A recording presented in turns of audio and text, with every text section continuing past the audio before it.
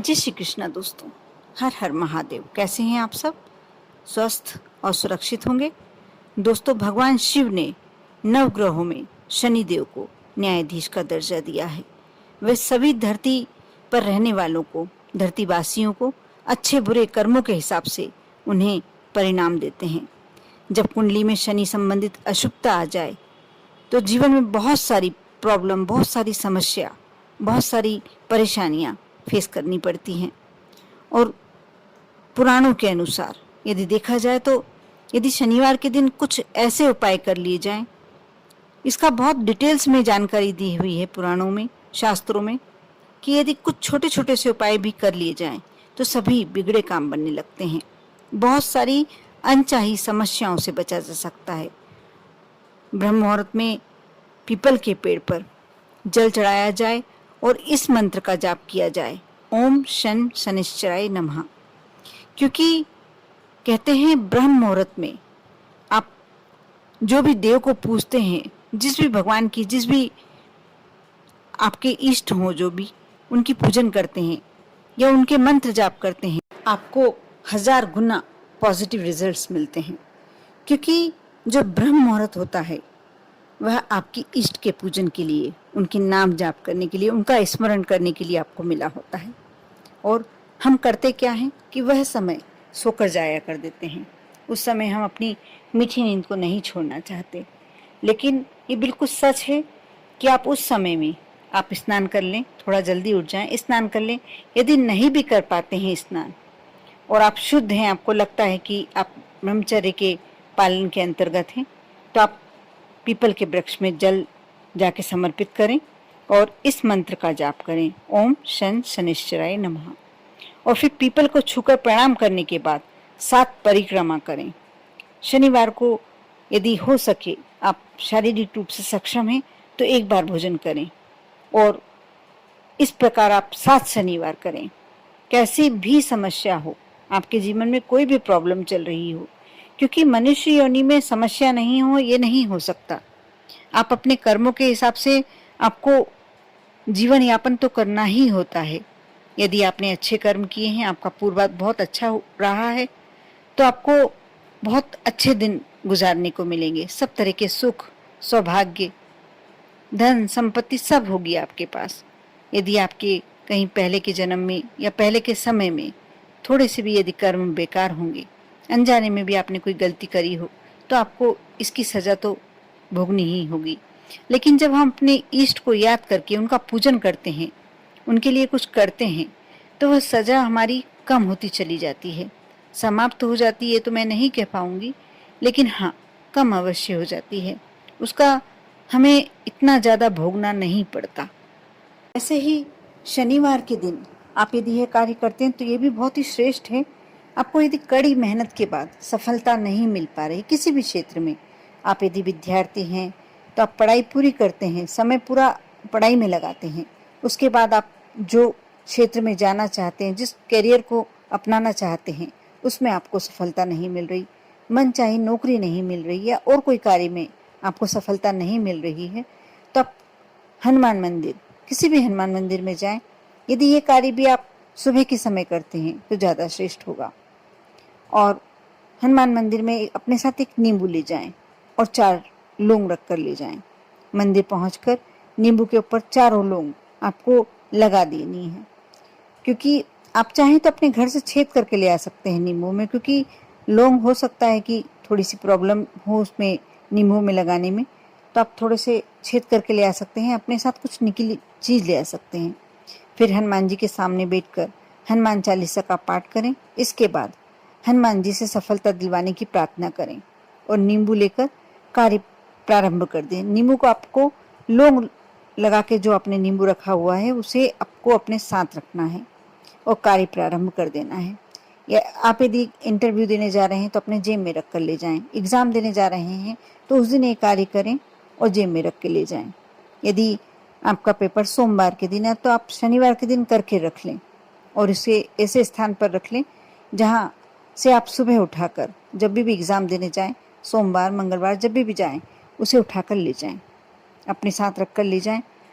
आपको अवश्य अपने कार्य में सफलता मिलेगी। जिस भी कार्य के लिए आप निकलेंगे उसमें अवश्य सफलता मिलने की संभावना बढ़ जाएगी। हनुमान चालीसा नियम से पढ़ना शुरू कर दें। प्रतिदिन संध्या बंदन के साथ हनुमान चालीसा पढ़नी चाहिए। पुरुषों को तो पढ़ना ही चाहिए। महिलाएं हो सकता है कि यदि नहीं पढ़ पाती हैं या थोड़ा सा मन में एक वो रहता है कि हम पढ़ें या ना पढ़ें, वैसे पढ़ने में कोई दोष नहीं है, लेकिन यदि आपको लगता है कि आप नहीं पढ़ पा रहे या मन में कोई संशय है तो भले ही ना पढ़ें, लेकिन घर के पुरुषों को पढ़ना चाहिए। और यदि आपके घर का, आप परिवार में रह रहे हो, आपके घर का एक पुरुष भी यदि हनुमान चालीसा नियमित पाठ करता है तो इसका पुण्य सभी को प्राप्त होता है और घर में जो कष्ट आने के होते हैं वह आते ही नहीं हैं। यानी परिवार के हर सदस्य को इसका फायदा मिलता है। संध्या बंदन घर में भी किया जा सकता है, मंदिर में भी किया जा सकता है। पवित्र भावना और शांतिपूर्वक हनुमान चालीसा पढ़ने से हनुमान जी की कृपा प्राप्त होती ही होती है। और शनिवार के दिन और मंगलवार के दिन आप, जिस दिन आपको ऐसा लगता है कि इस दिन से शुरू करना है, आप कर सकते हैं। वैसे भी श्रावण मास बहुत ही श्रेष्ठ है। यदि आप कोई भी धार्मिक कार्य शुरुआत करना चाहते हैं तो आप कर सकते हैं। और सिर्फ हनुमान चालीसा पढ़ने से आप समझ भी नहीं पाएंगे कि आपके साथ कितनी जानी अनजानी अनहोनी होने से आप बच जाते हैं। हनुमान चालीसा पढ़ने के बाद हनुमान जी की कपूर से आरती करें, ये बहुत श्रेष्ठ है। आपको पूरा पूरा इसका फल प्राप्त होगा। इसके साथ साथ आप यह भी कर सकते हैं कि हनुमान जी के मंदिर में जब आप शनिवार या मंगलवार जब भी जाते हैं तो कोई लाल रंग की मिष्ठान आप अपने साथ ले जाएं। भले ही आप एक पेड़ा भी ले आते हैं तो उसमें कोई दोष नहीं है। आप जितना ले आने में सक्षम हो उतना ले जाएं और थोड़ा सा हिस्सा आप प्रसाद के रूप में सबको बांट दें, थोड़ा सा हिस्सा स्वयं खा लें। ज़रूरी नहीं है कि आप अपने परिवार के सदस्यों के लिए भी ले जाएं, लेकिन हाँ, वहाँ यदि कोई व्यक्ति खड़ा है तो आप उसे प्रसाद रूप में दे सकते हैं। इससे भी आपके कष्ट कटने लगते हैं, समस्याएं दूर होने लगती हैं। शनिवार को शनिदेव के मंदिर में जाने से पहले हनुमान जी के मंदिर जाना चाहिए और हनुमान चालीसा का पाठ करना चाहिए। इससे हनुमान जी तो प्रसन्न होते ही होते हैं, शनिदेव की अति कृपा आप पर होने लगती है। शनिवार को सूर्यास्त के बाद आप पीपल के पेड़ के नीचे चौमुखा दीपक लगाएं, तेल का। इससे कभी भी आपके घर में धन, वैभव और यश में कभी कमी होगी ही नहीं। और अब मैं जो उपाय बताने जा रही हूँ बहुत ही श्रेष्ठ उपाय है। इसे आप कर लेते हैं तो मानकर चलिए ये ब्रह्मास्त्र का काम करता है। शनिवार को यदि आप घोड़े की नाल मिल जाए तो आप उसे ले आएं, उसे बहुत शुभ माना जाता है। शनिवार को यदि आपको नाल मिल जाए तो आप एकदम घर में ना लाएं। शनिवार के दिन आप उसे घर में ना लाएं, रात भर के लिए उसे बाहर ही रखें। ऐसी कोई स्थान पर छुपा के रख दें, या कोई नहीं लेता, आप रख भी देंगे तो ऐसा नहीं है, कोई तो ऐसा स्थान होगा जहाँ आप रख देंगे तो कोई दूसरा इससे कोई छेड़छाड़ नहीं करे। दूसरे दिन सुनार के यहाँ उस नाल के बीच के 2 टुकड़े और थोड़े से तांबे को मिलाकर, यानी 2 टुकड़े करवा लें और जितना हिस्सा आपको लग रहा है उतना हिस्सा लगवा कर, वो तो सुनार खुद समझ लेगा, और थोड़ा सा तांबा मिलवाकर उसमें एक अंगूठी तैयार करवा लें और उस पर शिव मस्तु अक्षर खुदवा लें। और दूसरे शनिवार को सूर्यास्त के बाद, आपने ये एक शनिवार को कर लिया, अब आपको करना ये है कि दूसरे शनिवार को जब सूर्यास्त हो, सूर्यास्त के बाद उस अंगूठी की पूजन करके आप अपने घर में ही कर सकते हैं, उसे धूप दीप दिखाएं और उसे अनामिका में पहने।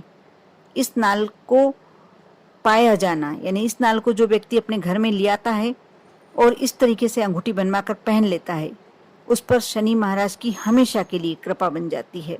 और ऐसा माना जाता है कि उस पर कभी कोई भी संकट शनिदेव खुद नहीं आने देते। लेकिन ऊपर बताई हुई विधि पूरी नहीं करने पर आपको कोई विशेष लाभ नहीं प्राप्त होता है। यदि आप करना चाहते हैं तो उसका पूरा एक एक जो विधि बताई गई है एक एक हिस्सा करें। जरूरी नहीं है कि कोई हिस्सा छूट जाए तो आप छोड़ दें, ये बिल्कुल ना करें। इस बात का आपको अवश्य ध्यान रखना है कि पूरी जो विधि बताई गई है उसके अनुसार ही आपको कार्य करना है। इससे आपको बहुत ही अच्छे रिजल्ट्स मिलेंगे। जिस भी समस्या के लिए करते हैं आपकी वह समस्या अवश्य दूर होगी। और कोशिश करें कि शनिवार को दिन आप या तो हनुमान जी के मंदिर में या शनि देव के मंदिर में नीले रंग के पुष्प मिल जाएं, क्योंकि बारिश में बहुत सारे आते हैं नीले पुष्प। आप शनि देव को या हनुमान जी के मंदिर में अवश्य समर्पित करें। इससे भी आपके ऊपर हनुमान जी की और शनि देव की कृपा होने लगती है, आपके कष्ट कटने लगते हैं। आप यदि विश्वास के साथ इन उपायों को, कोई भी उपाय को अपनाते हैं, करते हैं, तो आपको इसका प्रतिफल तो मिलता ही मिलता है और 100% पॉजिटिव रिजल्ट्स मिलते हैं। कर देखें, विश्वास बनाए रखें आप पर और आपके पूरे परिवार पर। भोलेनाथ की कृपा यूं ही बनी रहे। ओम नमः शिवाय।